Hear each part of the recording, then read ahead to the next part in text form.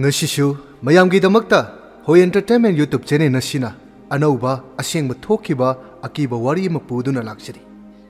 wari asi pathoksaba matamda soikiba lankhiba kayama yaurabasu ngakpiyo haina chini nasigi maikaidagi noluksari aigi ming thoyeng kawi ai imphal dagi kilometer kunmuk lapna leiba khungang amadagini aigi pabungna ugi mistri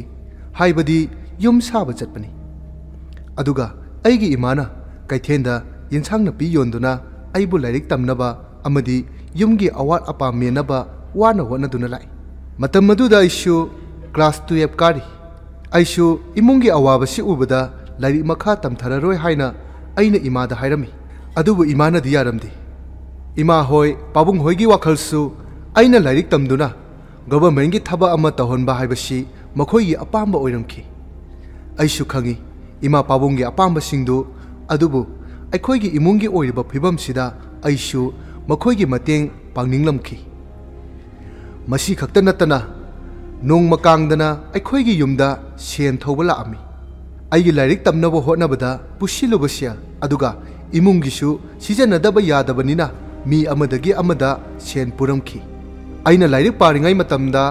aina yumda lairingai matamdasu sen thoba lakpana maram oiraga aishu lairik paningba phauramde adubu madu mayamdu tungoi naramlaga aigi ima pabung hoigi apamba matik chaba haibadu oinaba honadaba yade haiduna class 2 phawbadi losinki adubu nongmagi akhoigi imungda migi sendol lamanna khwang koiramki madudagi aishu lairik tamlibani haiduna asum laithoklabadi yararoi khanduna aishu imphal da phi yonba dukan lamada yaurami madusu karisu yamba sheldi nati thada lupa lising taruk khatani madusu oktogi bhara kaithokraga irem lemhodi aikhoi yumdagi kilometer 2 rom khongna chalaga oktor parking ado lei aduga dukan su aina nganna chalaga dukan hangbani aduna isu ayu anganba pung 5 makhai dagi okto tonglaga chali imphal yoba matamda pung 3 makhai swai da yoraga dukan hangbani aduga dukan thonglon silaba matungda halakpadadi pung 9 natraga 9 di adum tai mayamna ngasai taning dona lakliba wari adudi swai dagi hori asumna chahi khara haukraba matungda dukan dagi phanglakpa sel duna marup macha khara yauraga migi sendol lamandi ayamana singba loikhre aishu correspondent da graduation tawbani nongmadi aina dukan dagi thorakpada akhoi romgi gari do amata leiramdi aishu matha saduna matau karamna yumda hangadagi khanduna matha sana leiringai al loirabi nupi ma aigi nakta changai chahishu imaga manaramgadaba male al aduna ingonda hairai ibungo nangbu kari lam yogadabano aishu ima haina adum kaure aduga aigi khulda al aduda hairi aduga al aduna aigi khuldagi ni hai aidi nongmata al aduna akhoigi khulda leibadi thengnakhide saksu akhoi adwaigi saksu mandi haibadi masa yamna nali thawak tawbagumsu mali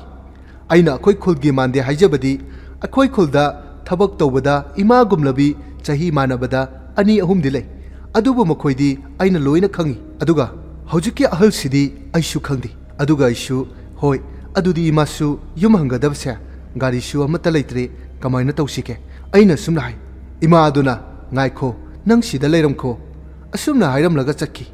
aishu tawpham khangdana kamai tawsige khalingai laptakna okto ama lakpa ui aina kari lam yauba okto oiraba jatno haiduna yengbani akhoi shongi lambi oirabadi yum phawudang thimbiyu chena hena pirasu pige haiduna leiringai talaksida okto odo inakta yoksali aduga yamna ngakpa amana okto odo akhoi khulgi okto oirami matam sida amukka hena ngakpadi ngasai ahaldo okto odu phamduna leirami ahal aduna ingonda hairi la oibungo kakhalo chalasi aishu matam adudadi thoidokna khalude okto du tongduna lai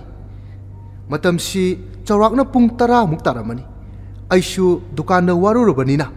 ngahak uiruri aduga mikap thorakpada akhoigi khulda yaudoramle aiga ngasai tongminarpa ahal nupi adudi tongamdri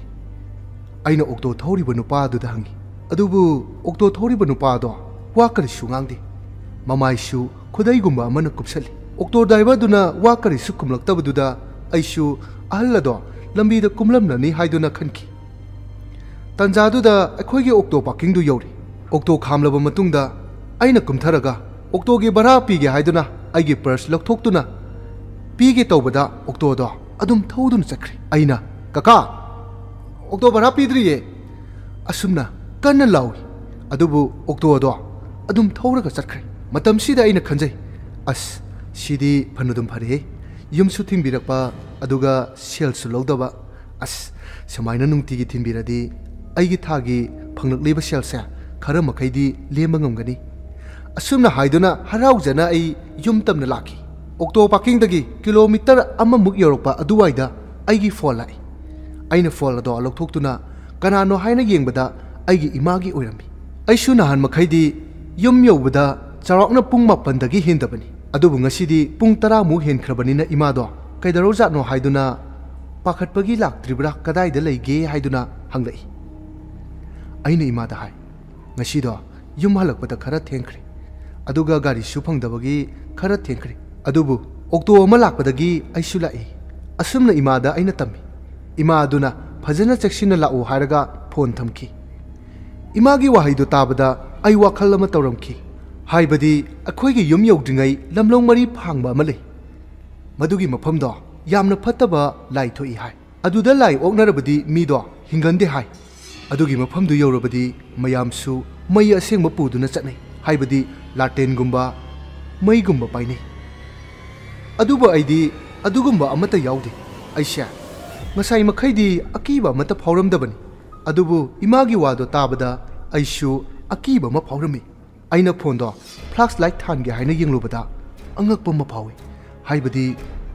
ꯄꯨꯡ 10ꯒ minute 15 ꯈꯛ ꯇꯥꯕꯗ ꯉꯥꯏꯔꯝꯃꯤ꯫ ꯑꯩꯅ ꯉꯁꯥꯏ ꯏꯝꯐꯥꯜꯗꯒꯤ auto ꯇꯣꯡꯂꯛꯄꯗ ꯄꯨꯡ 10ꯒ minute 10ꯒꯨꯝꯕꯗꯤ ꯇꯥꯈ꯭ꯔꯕꯅꯤ꯫ Minute 5ꯗ ꯃꯇꯧ ꯀꯔꯝꯅ ꯑꯩꯒꯤ ꯈꯨꯜ ꯌꯧꯔꯛꯂꯤꯕꯅꯣ ꯈꯟꯖꯤꯜꯂꯨꯔꯒ ꯆꯤꯡꯅꯕ ꯑꯀꯤꯕ ꯑꯃꯒꯤ ꯃꯊꯛꯇ ꯑꯀꯤꯕ ꯑꯃ ꯑꯣꯏꯈꯤ꯫ ꯑꯩꯈꯣꯏꯒꯤ ꯈꯨꯜꯁꯦ ꯏꯝꯐꯥꯜꯗꯒꯤ ꯂꯥꯛꯄ ꯃꯇꯝꯗ ꯄꯨꯡꯈꯥꯏꯗꯤ ꯑꯗꯨꯝ ꯆꯪꯕꯅꯤ꯫ ꯏꯁꯥꯒꯤ ꯒꯥꯔꯤꯗ ꯈꯔ ꯀꯟꯅ ꯊꯧꯔꯒꯅ ꯃꯤꯅꯤꯠ 15ꯒꯨꯝꯕ ꯑꯣꯏꯒꯅꯤ꯫ ꯑꯗꯨꯕꯨ ꯃꯤꯅꯤꯠ 5ꯗ ꯃꯇꯧ ꯀꯔꯝꯅ ꯑꯩꯒꯤ ꯈꯨꯟ ꯌꯧꯔꯛꯂꯤꯕꯅꯣ, ꯑꯗꯨꯒ ꯉꯁꯥꯏꯒꯤ ꯑꯍꯜ ꯅꯨꯄꯤ ꯑꯗꯨꯅ ꯀꯅꯥꯅꯣ ꯍꯥꯏꯕ ꯑꯩ ꯋꯥꯈꯜ ꯃꯈꯟ ꯈꯜꯂꯛꯄ ꯍꯧꯈꯤ꯫ ꯑꯗꯨꯒ ꯑꯣꯛꯇꯣ ꯑꯗꯨꯁꯨ ꯁꯦꯜ ꯂꯧꯗꯕꯤꯗ ꯑꯗꯨꯝ ꯊꯧꯔꯒ ꯆꯠꯈꯤꯕ, ꯃꯗꯨ ꯄꯨꯝꯅꯃꯛꯇꯣ ꯑꯩꯅ ꯀꯔꯤꯅꯣ ꯈꯟꯕꯗ ꯑꯋꯥꯕ ꯑꯀꯤꯕ ꯑꯃ ꯑꯣꯏꯈꯤ꯫ ꯃꯗꯨ ꯃꯌꯥꯝꯗꯣ ꯈꯟꯅ ꯂꯥꯛꯄꯗ ꯃꯌꯥꯝꯅ ꯍꯥꯏꯅꯕ ꯂꯝꯂꯧ ꯃꯔꯤ ꯐꯥꯡꯕ ꯂꯝꯕꯤꯗꯣ ꯌꯧꯔꯛꯈꯤ꯫ ꯑꯗꯨꯗꯒꯤ ꯑꯩꯁꯦ ꯑꯀꯤꯕ ꯑꯃꯨꯛꯀ ꯍꯦꯜꯂꯛꯈꯤ꯫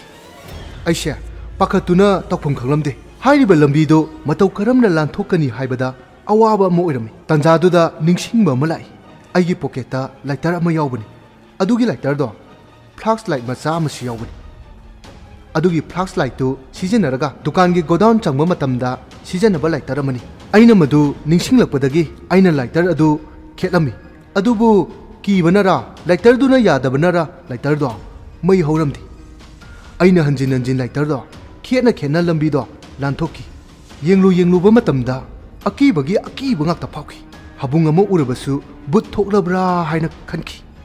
ꯎ ꯄꯥꯝꯕꯤ ꯑꯃ ꯂꯩꯔꯕꯁꯨ ꯀꯔꯤꯅꯣ ꯍꯥꯏꯕ ꯄꯥꯈꯠꯄ, ꯆꯤꯡꯅꯕ ꯑꯀꯤꯕ ꯀꯌꯥ ꯑꯃ ꯐꯥꯎꯔꯝꯈꯤ꯫ ꯃꯅꯤꯡ ꯑꯃꯨꯛ ꯌꯦꯡ, ꯃꯃꯥꯡ ꯑꯃꯨꯛ ꯌꯦꯡ, ꯑꯩꯁꯦ ꯌꯥꯝ ꯀꯟꯅ ꯆꯦꯜꯂꯤ꯫ ꯑꯩꯒꯤ ꯋꯥꯈꯜꯗꯁꯨ ꯀꯅꯥꯒꯨꯝꯕ ꯑꯃꯅ ꯑꯩꯒꯤ ꯇꯨꯡꯁꯤꯗ ꯇꯥꯟꯅꯛꯄꯗꯧꯅ ꯇꯧꯏ꯫ ꯃꯇꯝꯗꯨꯗ ꯑꯩꯅ ꯈꯟꯈꯤ, ꯉꯁꯤ ꯑꯩꯗꯤ ꯍꯤꯡꯂꯔꯣꯏ, ꯁꯤꯔꯅꯤ ꯍꯥꯏꯗꯨꯅ ꯈꯜꯂꯤꯉꯩ ꯃꯇꯝꯁꯤꯗ ꯃꯃꯥꯡꯁꯤꯗꯅꯦ ꯃꯩꯉꯥꯟ ꯑꯃꯃꯨꯛ ꯎꯔꯛꯏ꯫ ꯑꯩꯁꯦ ꯑꯃꯨꯛꯀꯁꯨ ꯋꯥꯈꯜ ꯑꯃ ꯈꯜꯂꯤ, ꯃꯁꯤꯒꯤ ꯃꯩꯉꯥꯟꯁꯦ ꯃꯤꯅꯒ ꯍꯥꯏꯅꯕ ꯂꯥꯡꯃꯩ ꯊꯥꯟꯕꯤ ꯍꯥꯏꯗꯣ ꯑꯣꯏꯔꯖꯥꯠꯂꯥ ꯍꯥꯏꯅ꯫ ꯃꯇꯝꯁꯤꯗ ꯑꯩꯁꯦ ꯂꯩꯔꯤꯕ ꯂꯩꯌꯥꯝꯁꯤꯒꯤ ꯃꯃꯤꯡ ꯁꯣꯟꯗꯅ ꯑꯩꯕꯨ ꯀꯟꯕꯤꯌꯨ ꯍꯥꯏꯗꯨꯅ ꯏꯊꯟꯇ ꯁꯣꯟꯖꯔꯝꯃꯤ꯫ ꯃꯅꯤꯡꯗꯁꯨ ꯀꯅꯥꯒꯨꯝꯕ ꯑꯃ ꯇꯥꯟꯅꯔꯛꯄꯒꯨꯝ ꯇꯧꯏ꯫ ꯃꯥꯡꯗꯁꯨ ꯃꯩꯉꯥꯟ ꯑꯃ ꯊꯣꯛꯏ꯫ ꯑꯩꯁꯦ ꯇꯧꯐꯝ ꯈꯪꯂꯝꯈꯤꯗꯦ꯫ ꯑꯗꯨꯕꯨ ꯉꯥꯜꯂꯤꯕ ꯃꯩꯉꯥꯟꯂꯣꯝꯗ ꯆꯪꯗꯕꯗꯤ ꯌꯥꯗꯕꯅꯤꯅ ꯁꯤꯔꯒ ꯁꯤ, ꯆꯪꯉꯒ ꯆꯪ ꯍꯥꯏꯗꯨꯅ ꯑꯀꯤꯕ ꯀꯌꯥꯗꯣ ꯀꯤꯗꯕ ꯁꯥꯔꯒ ꯆꯪꯂꯝꯈꯤ꯫ ꯑꯗꯨꯕꯨ ꯑꯩꯁꯦ ꯀꯤꯕꯗꯤ ꯑꯔꯣꯏꯕꯤꯗ ꯀꯤꯔꯕꯅꯤ꯫ ꯁꯨꯝ ꯅꯛꯁꯤꯜꯂꯛꯄꯗ ꯃꯩꯉꯥꯟꯗꯣ ꯑꯇꯩ ꯀꯔꯤꯁꯨ ꯑꯣꯏꯔꯝꯗ꯭ꯔꯦ, ꯑꯩꯒꯤ ꯏꯃꯥꯒ ꯄꯥꯕꯨꯡꯒ ꯂꯥꯇꯦꯟ ꯊꯥꯟꯗꯨꯅ ꯑꯩꯕꯨ ꯑꯣꯛꯄ ꯊꯣꯔꯛꯄ ꯑꯣꯏꯔꯝꯈꯤ꯫ ꯑꯩꯒꯤ ꯏꯃꯥꯅ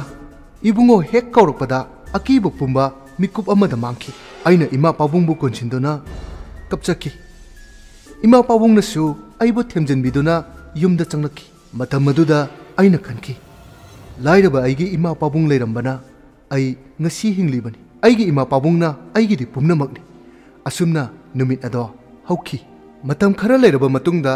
ngasi phawbadi asigumba akiba thodok aigi phamdadi thoktri matung tarakpatasu asigumlaba thodokse thohan biganu haiduna numit khudingi aina isorda khurumjai numitto ningsinglurabadi angakpagi angakpa akibagi akiba ngaktani numittu da thokiba thodoktu ai ngasi phawwa ai khangba ngamdri numitto isona aigi awawa khangbiduna al loirabi nupiduga oktor driver dugana aibu mateng pangbinaba thabirakpara ai ngasi phawwa wakhal taba ngamdri hairiba thodok mayamsi mayamgi mafamda share tawjaningbani aduna wari asi lijaba matamda soikiba kaya yaurabasu